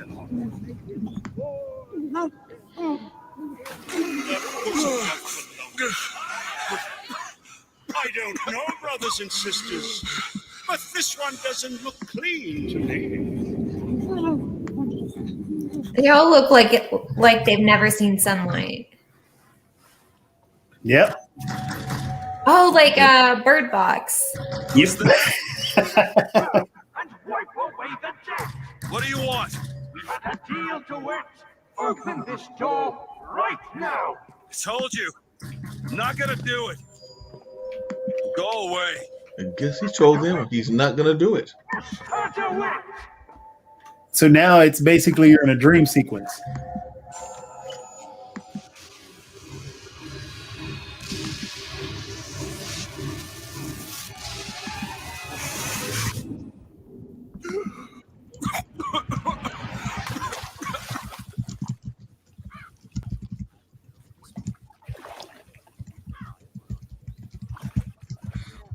And now you're actually in the city. Now you're out and about seeing blue skylight. Wow, we finally escaped. Find the difference between baptizing a man and drowning one. Look at a little hummingbird. Need to find a landmark and figure out where the hell I am. Hey, Jacoby. So Jacoby, how long did it take us to get out of Liberty University? No, we're still there. Because there's Father Benjamin Franklin, Father George Washington, Father Thomas Jefferson. So basically it becomes a religious cult is what they're saying America became. Our prophet, Father Comstock. Like I said, so Ooh, we're still that at hit Liberty. deep. Amen. Yeah, so we're still at Liberty. Our prophet fills our lungs with water, so they may better love the air. They're fish? Is that why their eyes look like that? No. That's just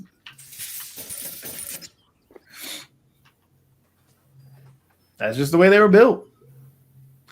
What is Columbia, if not another arc for another time?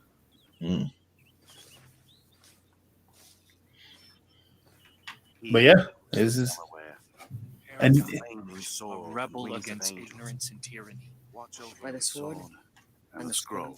And this is what BioShock was known for, is that they would create these worlds that were just fools. So well detailed, and that's what I loved about it. I mean, Yeah. seed of the prophet shall sit in the throne and drown in flame the mountains of man.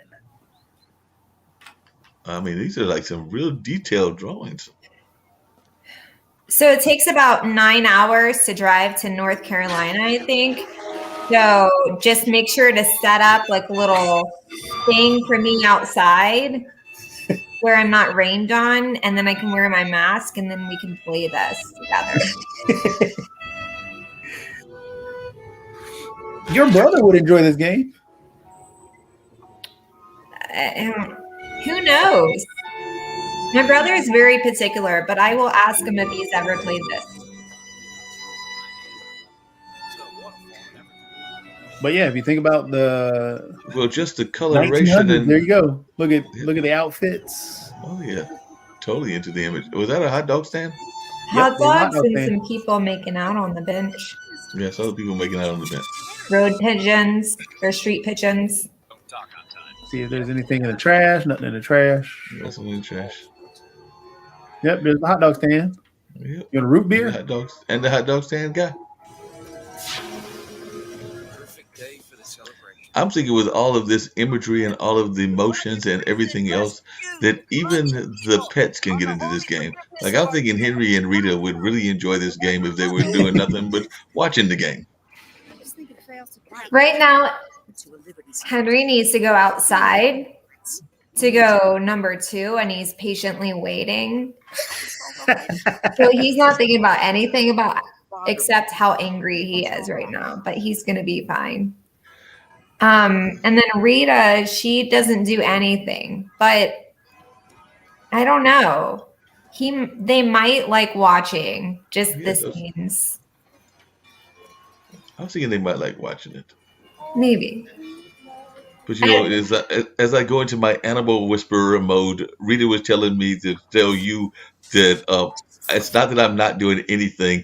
I'm just kind of relaxing, and I'm doing everything that I'm supposed to do as a cat. So I'm just sitting here chilling and observing everything that Kara is doing.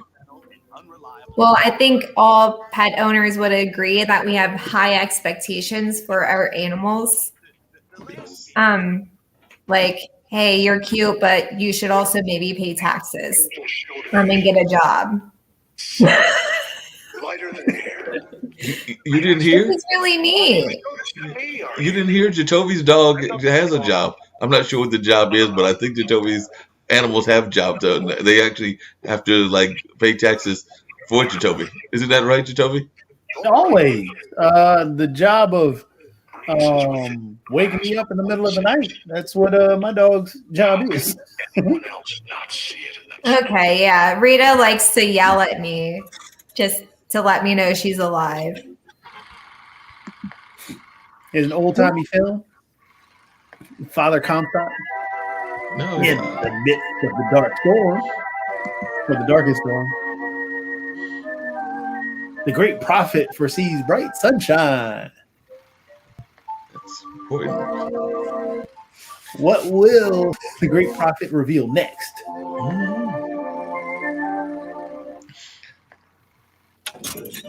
I think you need to put that down on your next tax forms for May. Dog, job, alarm clock. No, but then he would have to pay taxes on his employee. That is true.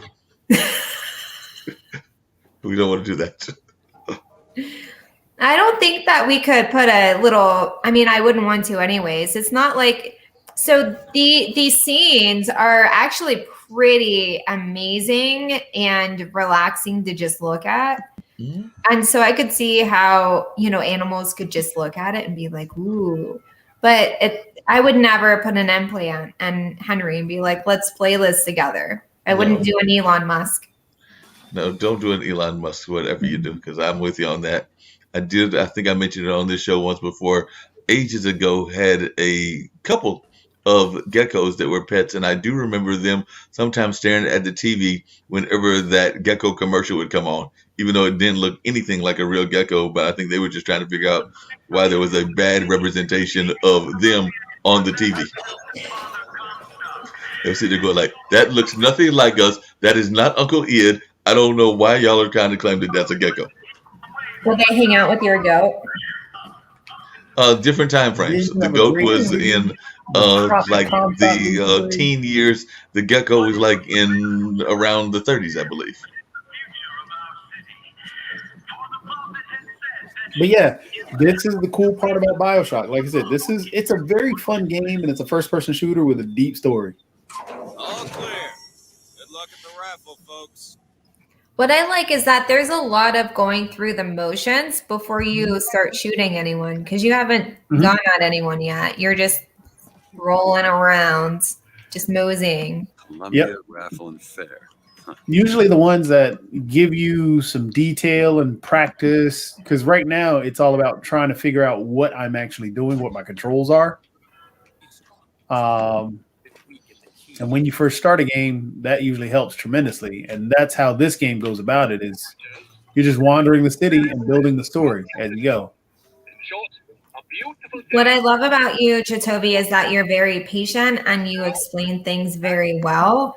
So one of the things that deterred me from wanting to play video games more, like as a teenager, is because of how overwhelming it is, or how overwhelming it looks. You know, you see games like this and you're like, I don't know what to do and I'm just going to quit. But not realizing that, hey, these video games are designed for you to just literally comb through everything and gather as much information as possible so that you can just do the game. Is this girl? Their false shepherd seeks only to lead our lambs astray. It's just wild how well they went into detail about taking what is religious and really wrapping it around this. Oh, it's so great.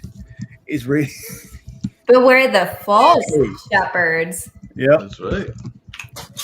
And like I said, the storyline on this is phenomenal. Yeah. Yeah, it was a great storyline, no doubt about that.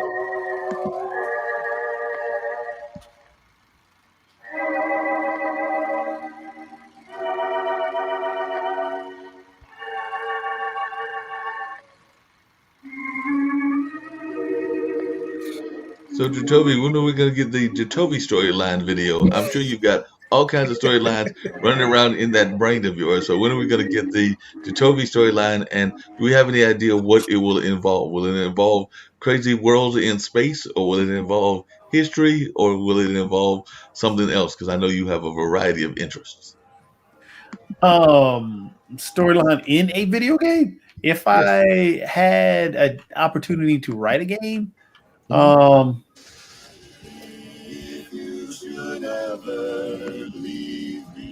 there's your barbershop quartet. Wow. If you had an opportunity to write a game, what would it be if that would be of interest to you? That's a good question.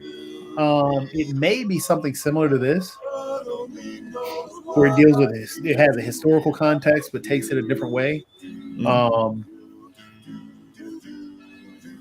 Will Little Man be featured in it some way? Of course. Yes, of course. Perfect.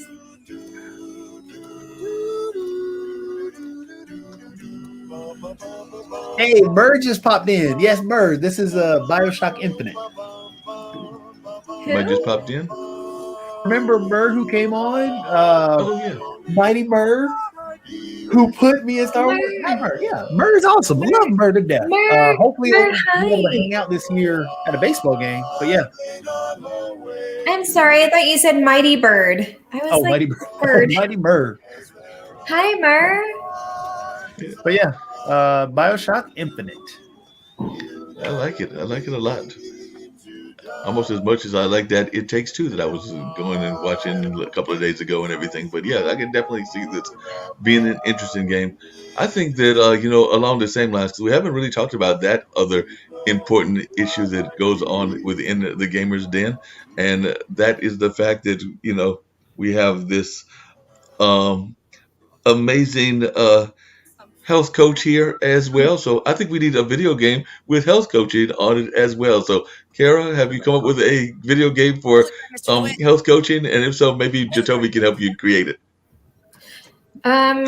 Yeah, so I feel like it would be like period PC and also explore all the issues and explore, things like, just emotions. It wouldn't be so much like, let's see how many burgers we can catch and throw in the trash or something. I don't know. Or how many bushels of kale we can collect. Like, it's not like, it would never be like that, but just be period PC and issues and, emotions and very woo. Ooh, maybe some yeah, because in my world it's not just about nutrition, it's about life and normalizing everything. That's why I pick everything apart all the time, just to kind of decipher it, figure it out. Though I think, Jatobi, your game would be very, very deep. You would have like levels of deep and complexity. Yep, I agree with you on that with Jatobi's game. Low key deep. Yep, low key but deep. Low key but deep. I definitely agree with you on that. By the way, and sometimes I will call both of you on for the different shows that I do on IBM TV as well. But I really could have probably used both of you on the show on Monday afternoon because, as she liked to put it, she did not like to be painted as a wiki woo person, and that was her words, not mine. But I did have a psychic on the show, and she actually was talking about what it was like being a psychic and being in that field of psychic. And she was from upstate New York. So, like I said, had the pleasure of interviewing a psychic, and you'll see a blurb of some of what she says about even how we're all really psychics, and also what she said about rehabilitation. Because I haven't cut that blurb out, but at some point I will, and I'll put it on Instagram and on LinkedIn, but I haven't got around to it yet. But that is in the plans. But I could have used both of y'all because I'm sure both of y'all would have had interesting questions from a psychic. Yours would have been like Jatobi's. Maybe yours would be like, like what will happen, in the future in this way, or peanut butter jelly, go. I would be like, am I ever going to have kids? How many dogs am I going to own? What does my husband look like? Just superficial stuff. See, what would you ask the psychic, Jatobi? See, I'd do some. You would do what, Jatobi? I got to hit the devil 3 times. I would ask her, am I going to hit the devil 3 times? Yeah, he's distracted. Don't mess with Jatobi's game time. Yeah, he's having his game time, so that would be the question that he would ask.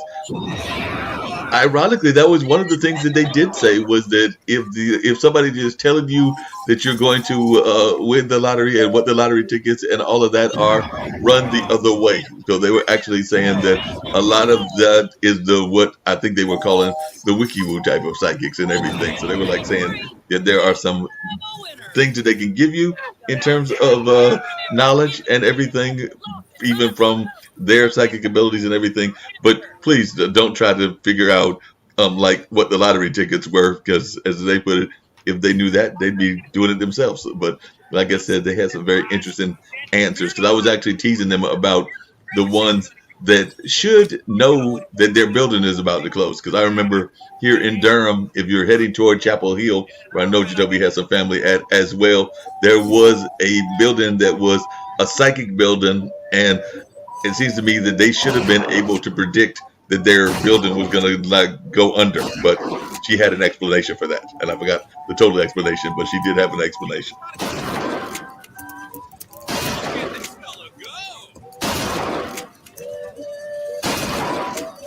I mean, it's like tarot card readers too. There's a lot of usefulness you can draw out of the cards that are pulled. Right. And it's more like character or like just like development of self rather than okay, so this is going to happen specifically, and then you're going to have 5 babies, and then you're going to live till you're 95. So I guess that would be the wiki woo part. Yeah, exactly. And that is actually what was her what do you call it? Psychic instrument of choice, because yes, Corby is her first name, is very much of the tarot card variety. So she's a big fan of tarot cards. So it's actually interesting that you mentioned that, Kara, because like I said, Corby, that was her whole thing, was that she's into tarot cards, and I think there was one other thing, but tarot A cards was a big pendulum? part. Is she big into pendulums? I think she might have mentioned pendulums too, but I know she was definitely into tarot cards. And she may be making a return. Toby She may gonna be be a billionaire one day. Yes, we'll have to find that out.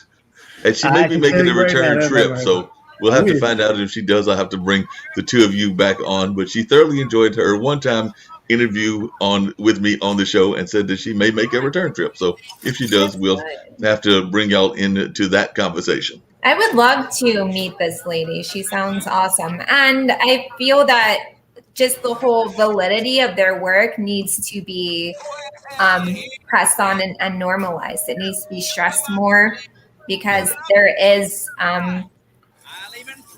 like real value and people in that field for sure. And that's part of what we were talking about, with the fact that actually, and she agreed with me, that most of us have at least some level of psychic ability and abilities beyond what we use in our day-to-day life. And it's part of it is us having an understanding of what's going on in our own brain space. And I'm sure there's even video games that deal with psychic abilities as well, that are on the serious side and not so much the playful side, even though we know there's some of the video games that are strictly the circus variety. Well, don't ask your Toby, because he is tapped out at this point. Yeah, he's like totally into the game. So this game actually has psychic abilities. If you take for instance what I was doing when I had to hit the devil 3 times, that's technically a psychic ability. Right. If you're looking for like being able to see the future and stuff like that, there are games that do that as well. Right. Because they were not a big fan, and they actually had a very negative view of one of the biggest psychic games, which I guess is also a video game as well. But yes, Miss Corby was not a fan at all of the Ouija board, so she was not a fan whatsoever of the Ouija board. So I know a lot of folks that are not big fans of that either. But yes, and I know there's even Ouija board versions on game stores and other places. But yeah, she was not a fan. Sad. There's a really scary movie I saw in Spanish. I forget the name of the video, but it was on Netflix, and it was where these teenage girls in Spain were playing the Ouija board during an eclipse, and then craziness ensued. Yes. Yeah. Well, that's psychic craziness.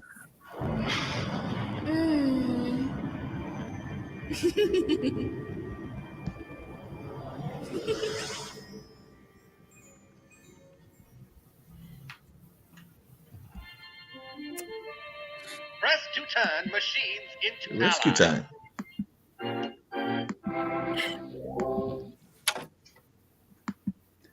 So basically now I have the ability to make a machine do what I needed to do to help out. Oh, because you kissed that lady? Well, because I drank the drink that she has. Oh.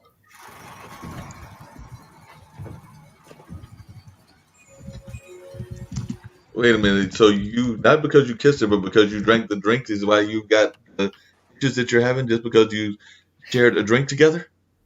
Pretty much. That's what happens. Okay. Interesting. Isn't that what happens in real life too?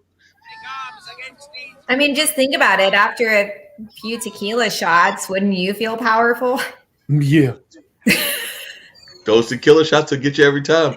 Ironically, I told y'all before that even though I went to a beer drinking school, Milwaukee is and Marquette is a beer drinking school. I wouldn't sometimes intentionally, not to be contrary, but just to be like it's part of what I grew up in terms of the culture. So I did get into beer later, but at that time I would sometimes get, because my parents were wine drinkers, I would sometimes get wine at the whole beer drinking thing, because folks were looking at me like, why is he drinking the wine? Because this is a beer town. But I did have some wine. But one of my favorite drinks actually involved tequila, because I also and still will occasionally have a sunrise, which is a good tequila drink that also features orange juice and grenadine and a couple of other elements. But definitely that is a good drink. I don't know if Kara or Jatovi are big fans of tequila sunrises, but if you're into mixed drinks, that's one from me. Ladies, if you're into tequila sunrises, hit up Mark Lee. We can have a tequila sunrise together. There she goes, causing trouble once again. She's always doing that, causing some trouble in, I guess, a good way and all Being of an that. advocate. Remember, what was the nickname again? Sexy Mark Lee, I think it was. Mr. Sexy Man. Yeah. I wrote it down so I wouldn't forget.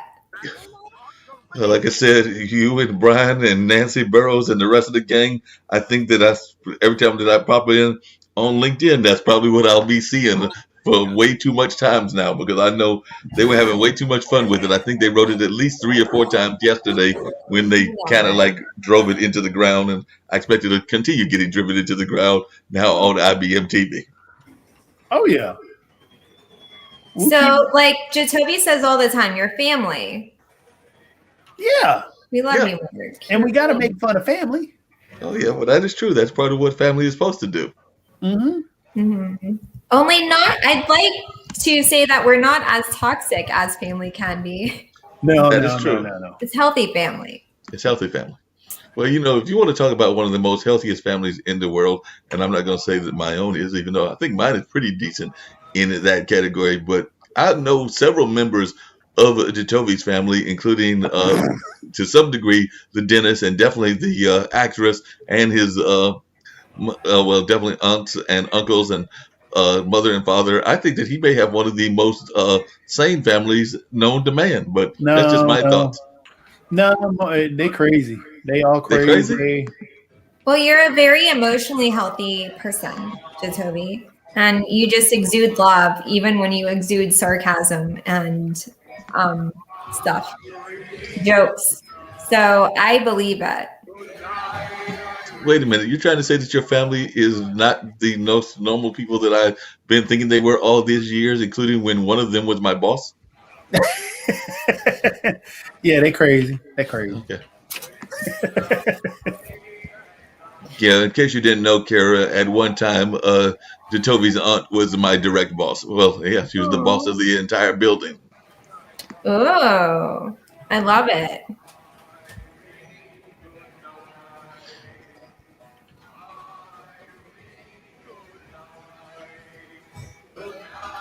Well, I really don't like doing this because gamers. We are actually. Yeah, we're pretty much at time and probably need to get ready to wind down and everything. I was going to ask Jatovi really quickly as we wind down, because I never did find the episode. Do you think that the episode is available now online? Because your sister had the privilege of being on a major show. I think it was a week and a half ago, and I think I even called your Facebook you to see if it was available now on reruns. So do you think it is, and can we see it now? Because I missed the original version. It may be. I didn't get a chance to look. It should be. Okay. Well, just tell folks what show she was on, because that was a great show, and I'm a big fan of that particular show. And then I guess maybe we'll do whatever else we're going to do to wrap up. Yeah, but yeah, I'll have to look into it. I'll ask her because it was This Is Us, and she played the mother of a character. So, This is Borderlands, by the way. Oh, this is Doomsday trailer. Cool. Where's the? Oh, this is the original trailer. No, we'll do Borderlands 2 because that's where it was a funny one. And this is a strong female character. Oh, cool. Nice. We like strong female characters. I think this is the one that has it. Yep, cool. I can't just have some psychopathic murderers getting to the vault before I do. I mean, don't get me wrong, it's cute that y'all think you're the heroes of this little adventure, but you're not. I just didn't want it. Is it?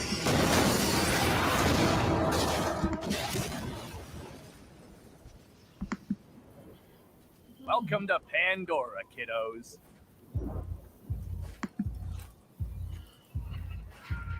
She's a beast. Well,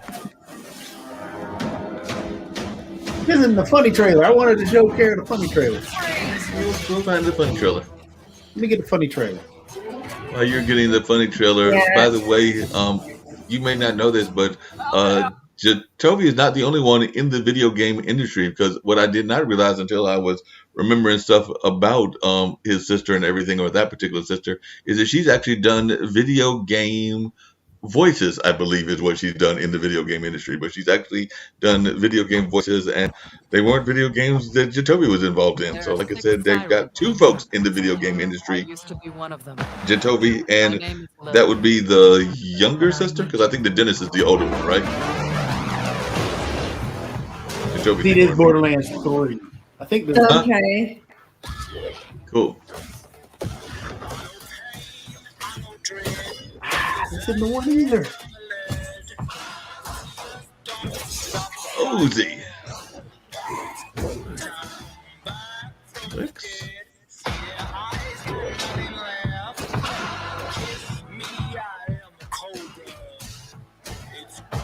There was one where the guy was trying to date her, and it was hilarious.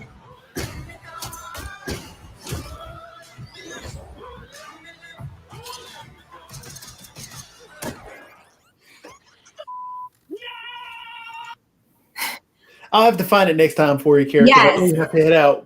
Yeah, sorry guys. I love this. However, I actually need to be somewhere at 3 and Henry still needs to poop. So love you.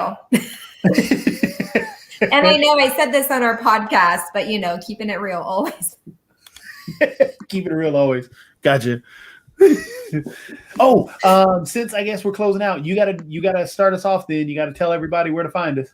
Or where to find will. you. Also, hi Kim. So nice to see you. She came through, Kim Calhoun. So lovely lady. So yes, Kara Olker. You can find me on Instagram, Deep End Roots Health Coaching, Facebook page, Deep End Roots, Facebook.com _ Deep End Roots. And you can also look at what I'm about, not just hastiness and shenanigans, but deependingyourroots.com. See what my health coaching is about and schedule just a chat, because I like to just chat and just see, just talk to people about their health and life and how to just normalize everything and make you feel like a strong, purposeful human. So that's my spiel, and you guys are amazing. We are only half of what you are, so that means you are phenomenal. Jacoby, we don't lie on this show. We tell the truth all the time. That's what I'm saying. You're phenomenal. Yes. I'm so sorry to cut out now, but you guys take it away. Love you both. And so good being on this show. Audience, take care. Bye. Take it easy. I guess it's time for us both to wrap up, so I will get ready to do some wrapping up as well. Definitely always great seeing Kara and the rest of the folks that have been watching and checking out the show. Some amazing conversation. We've touched a little bit of everything from Elon Musk and those implants to, of course, women and having their powerful role in some of these video games, to, of course, talking about Black Lives Matter and the George Floyd incident. But in terms of me, you can find me on LinkedIn under Blues Radio. You can find me under most sources like on Instagram and Facebook and a number of the other ones under Lee Entertainment 62. And that's where you'll find a lot of my information. If you're interested in doing some events, because this is the age still of virtual events. So if you're interested in doing some events, or if you're interested even in having one of your shows produced, because I've been doing some show production as well, whether that's a live event or a virtual event, don't hesitate to get in touch with me, because that's part of what I do as well. So the email is bluesradio@gmail.com. And of course, I know that I will never probably be as good at producing video game events as Jacoby, so I would turn those over to him, and I'll let him tell you how you can reach him, because he is also a master at event planning as well. And we've had the pleasure of doing some MC work as well as maybe even some event planning as well on a couple of occasions. So I'm gonna turn it over to you, Jacoby. Well, I guess. I still have I haven't figured out a spiel yet, but either way, I guess we'll close out the show. Thank you guys for listening to Gamers Den. You got where to find Kara. You got where to find Mark. You can check out Siren. Her information will pop. I got to put everybody's information on the Bull City Gaming Twitch. Also on IBM TV. Every Thursday here at 12 o'clock. Come check us out. Come hang out with us. You can chit chat with us on YouTube. The IBM TV YouTube, or you can chit chat with us on the Bull City Gaming Twitch channel, which you can find more information about. Either way, everybody have a great day. Today was a light day. Next week, we're going to hit it heavy again because hopefully I should be able to get one of the Durham police officers to come on board and chit chat with us about what's going on, and hopefully ways for the community to help out the police officers, and ways that the police officers can help out the community, because that's a big barrier that we need to break down and help out our society. That's the Gamers Den. That's what we do. And we'll play some more games next week too. Maybe not BioShock. Well, we may play BioShock. I might bring in Borderlands. Borderlands is a lot of fun. It's hilarious. But anyway, before I ramble on, everybody have a great day, and thanks for coming out to Gamers Den.